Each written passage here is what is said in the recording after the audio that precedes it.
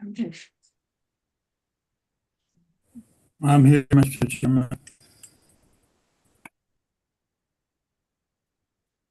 You're all set. Thank you. Yeah, Joe, we thought we lost you there for a second. Yeah, you did. Yeah, welcome back. Good afternoon or good after early evening, I guess. And welcome to the John Wallace Middle School Project Building Committee.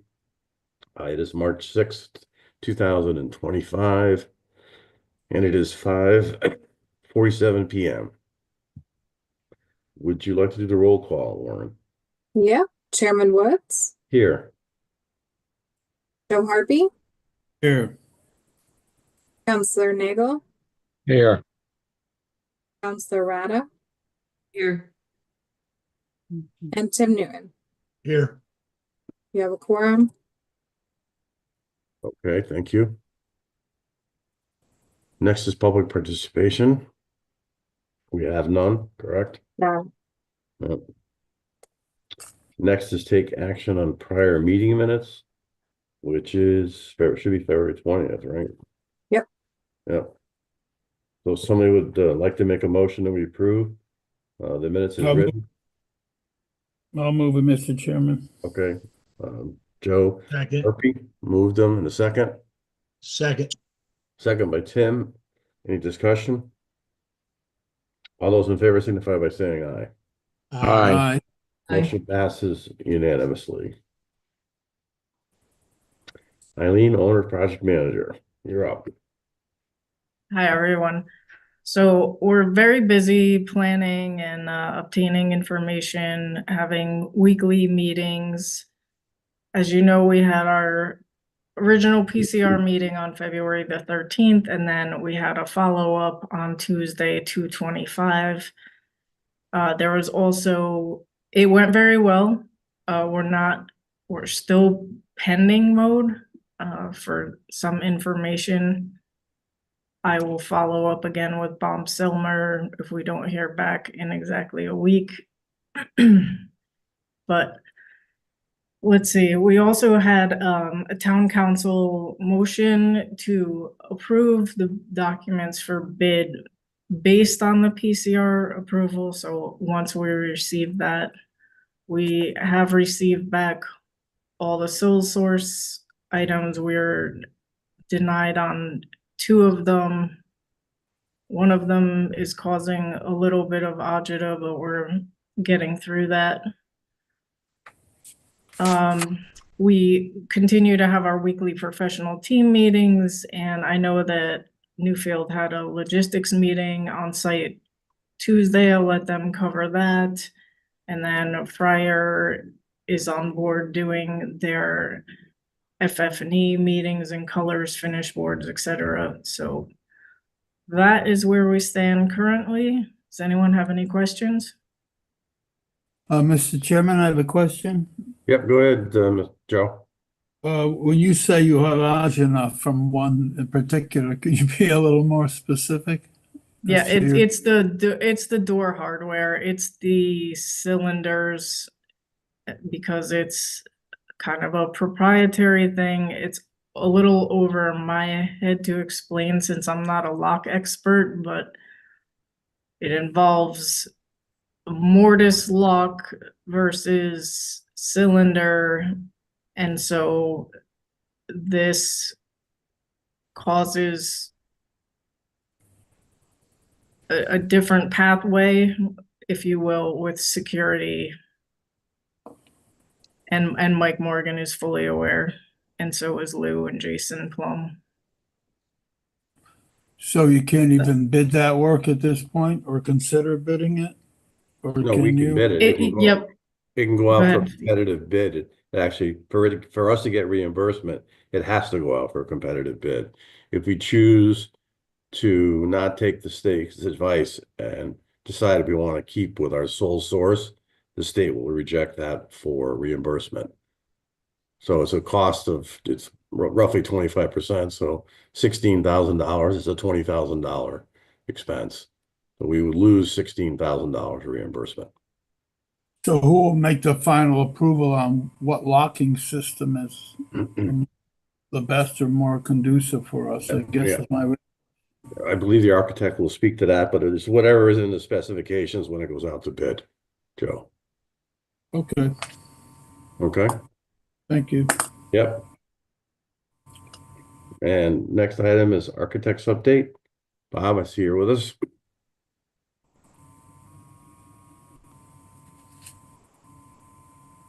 Yes, can you hear me? Yes. Okay, just to pick up on that conversation, I had sent out we had a discussion about the door hardware this afternoon with everyone on the team call, and I got some clarification from our door hardware consultants. The issue is that the district standard is Corbin Russwin, and Toll Brothers does the keying for the district. So if we were to write in the specification that the keying has to go through Toll Brothers because that to get on the district system, once the locks are set, I'm sorry, once the cylinders are set to that specific keying, only a Corbin Russwin lock can accept the cylinders if it's a cylindrical lock. However, if you go to a mortise lock, then it can be more of an open spec, except the district isn't in favor of mortise locks. So that's how we kind of we got backed into this proprietary spec as in the state's eyes. So we're just going to, we just need to make a final decision on that. Otherwise, everything else with the state is good. As Eileen said, our meetings went well. We've been proactive, not waiting for the state to give us their comments. We've summarized the comments from the meeting, and we've sent back a letter of compliance with all of the changes and all the backup in advance. So we've been kind of trying to push them along, and Eileen's good on following up with the state. So we're just waiting on that. As Eileen mentioned, we're going to have a meeting next week just to follow up on the finishes for the furniture. And I'm also going to meet with Lou to go over brick selections for the areas where we're infilling, where the existing exterior doors are being removed. We're not able to get a good match to the existing brick, so we're going to go with a contrasting color in those areas. However, Lou found about 200 or so bricks that were saved from a previous renovation when the I think Wing 7 was added on. So we may be able to reuse those in a couple of key areas towards the front of the building.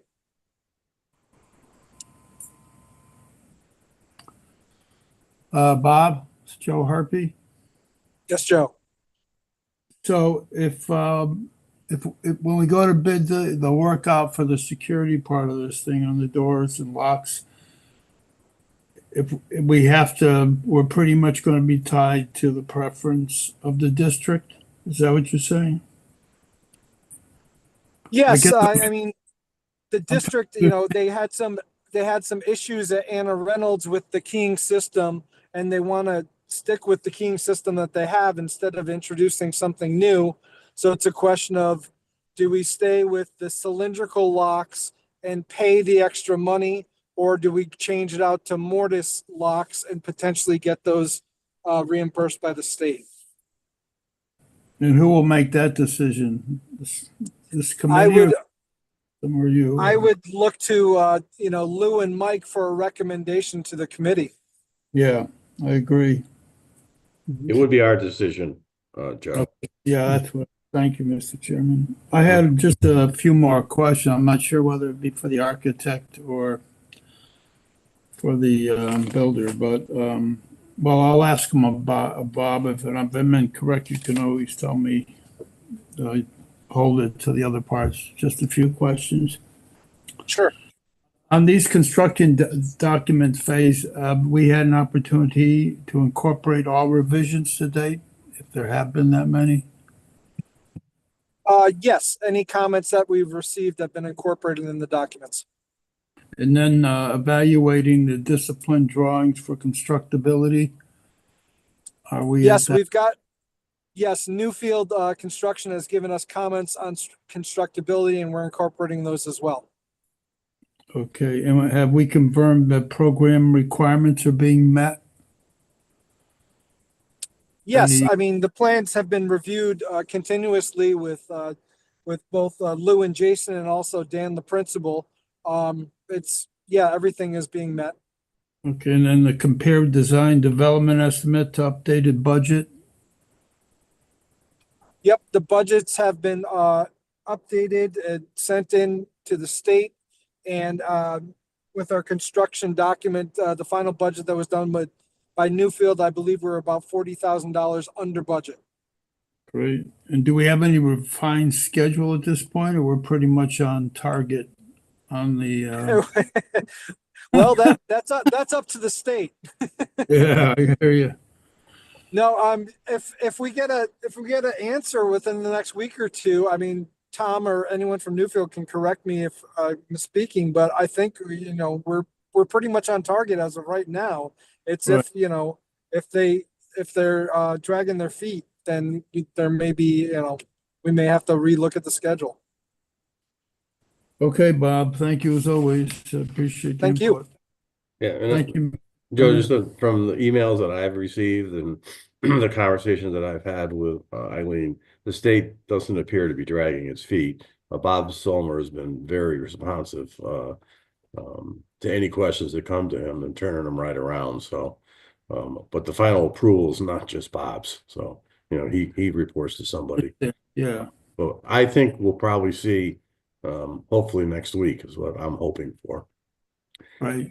Tom will speak to it, but I believe we allowed 3 weeks for their review. So, Yeah, that sounds right. And I'm sure, I don't know if they're shorthanded either, after all the Costas chaos. So yeah, I give maybe. them a lot of credit up there. They've been battle Yeah. worn. Yeah, it's not a department that I'd want to work in right now. Okay, That's- any more questions for Bob? Okay, we'll move on. Construction managers update. Tom? Okay, Steve, I'll just tag on to that schedule discussion. Yeah, you're correct. We are pretty much right on schedule. Of course, the state could derail that, but we intended to go out to bid somewhere around the middle of March. And, Right. we still have a shot at doing that. And if it's a week or so beyond that, we'll be okay. But after that, we got to start thinking about, what we're going to do. As Eileen mentioned, we're just cleaning up the details, getting into the, the gory details, meeting with the school administrators. We met with the fire marshal and building official, walked the job with Friar's egress plans. We're all good. Everybody seems to be on the same page. And we're just going to continue to coordinate and get the details into the bid documents so that we have a smooth job. All right. Mr. Chairman, Joe Harpy, I had a repeat question for Tom. Now, are you pretty much settled on the laydown space that was discussed during our last meeting? Okay. Yep. We identified a parking area. We know where we're putting our trailer. We've identified some staging areas. So yeah, we're all good. Okay, great, thanks. Anyone else? Tom, I have a question for you on this lock situation. Is there a way that we could cover ourselves and bid one of them as an alternate? So this is, see where pricing comes in on the whole job to see if we can take the cylindrical locks. Is that possible at this point or no? Sure. Yeah, that's possible. We can make the desired lock sets, if you will, on a bid alternate. I think that would be smart. And that would identify the value. That would clearly identify the value if there's any, question of eligibility. And then we can make an informed decision at that point, but we're covering our bases up front. If that's okay with the committee. No objections? Okay, so why don't you plan on doing that, Tom? All right, I'll get with Bob, I'll get with you and we'll discuss how we're gonna accomplish that. Sure thing. Okay. Okay, thank you, gentlemen. Next item is take action on invoices. Which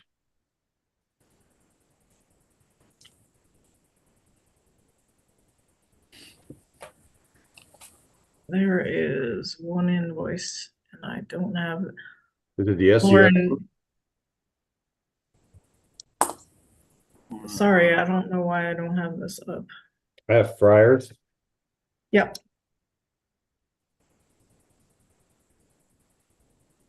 Just give me 1 second. I'm opening it. Then I'm, Okay. I got it. I got it. oh, you got it? Okay. Sorry. I'm like, I'm home, so my computer's slow.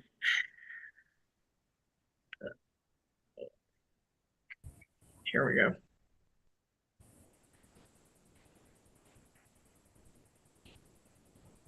Okay, so we have two invoices. Yep. We have SES, which is the, oh, sorry, hang on. Jeez. All right. We have SES, which is the commissioning agent. This is their first invoice in the amount of $5,780. And then we have the fifth invoice from Fryer, and the invoice amount is $80,375. Total of $86,155. Can you just review that Fryer activities? Sure. It's basically 50%, Joe, of the construction documents. Do you want Bob to explain it further than that? 50% of it? Yeah, it's not roughly, it's exactly 50% of it. Okay. And so that's an anticipated dollar amount at this phase, at this stage of the project? For construction documents, yeah. You actually should have a copy of this in your packet. They came separately to me. I didn't print those. Okay. Okay. Okay. Yep. Let's take them individually.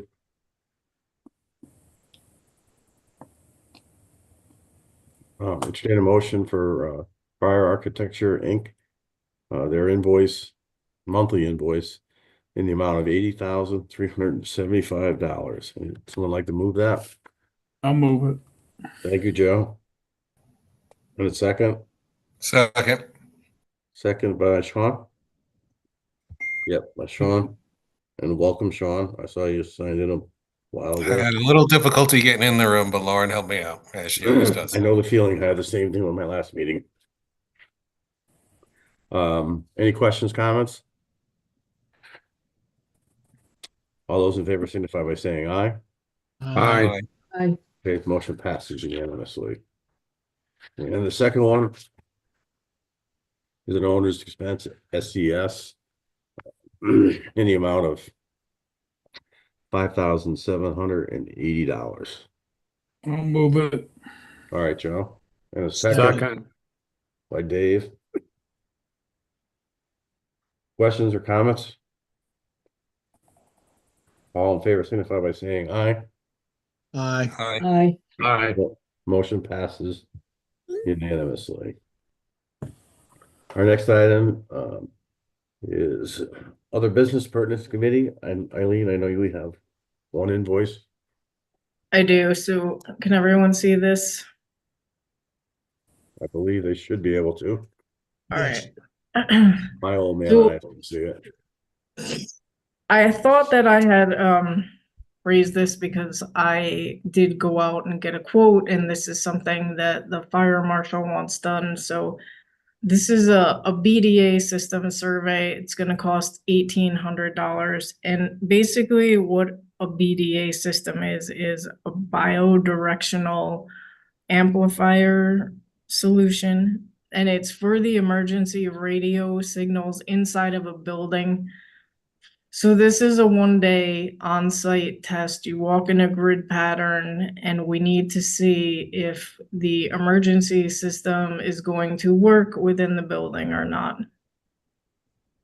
And this is something that the fire marshal would like to see done. But just a little backup, before I open to questions. This had come to us before. Initially, we thought we didn't have to do it until the end of the project, but the fire marshal actually made a comment. It makes a lot of sense. Because if we do have to do it, running the wire will be a lot less expensive before the project's done. So what they're going to do now is see if in fact the building is going to need it. And if it is, then they'll have to figure the wiring in to the cost of the project. So that's why we're going ahead and spend this $1,800 now. And I'll open it up. Any questions? Mr. Chairman, Joe Hartbeat, Yeah. this is something that the facilities manager could weigh in on?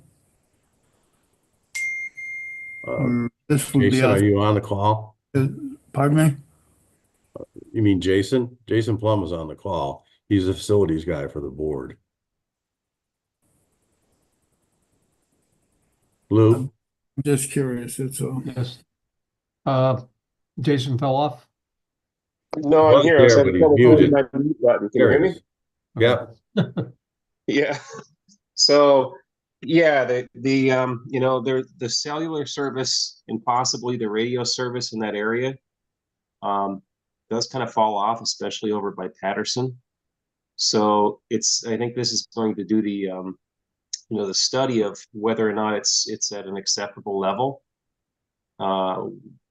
We recognize there is a little bit of a strange thing happening with the cellular signals. So yeah, I would think we'd want to go through with it. That answer your question, Joe? Yeah, I seems like a lot of money for a short study, but okay. $1,800 doesn't go very far. Yes, We would all like to buy an ice cream cone for a quarter, but that's not happening. I gave up that for Lent. The implications of an antenna booster or something too. So it might, once their findings come out, it could be meaning something else as well. Okay, so then I can entertain a motion that we approve. I need to see the top of that invoice, Eileen. I don't see the company. I'm sorry, System One. Yeah, System One, I'll for move it. them to do a Second. study for this BDA system survey in the amount of $1,800. Joe, did you say yes? Yes. Okay. And a And Tim second? seconded. I think Tim already seconded. I think Tim already Oh, seconded. Tim did? Okay. Sorry, Tim, there was background noise when you spoke. All those in favor signify by saying aye. Aye. Right. Aye. Motion passes unanimously. Next is public participation, assuming we still have none. Oop, where'd it go? And we have 0. Comments by members?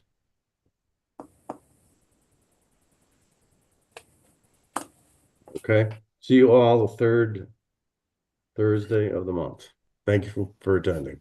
Thanks, Steve, and Motion everybody. motion to adjourn. Thank you. Good night. Yeah, good night. Thanks.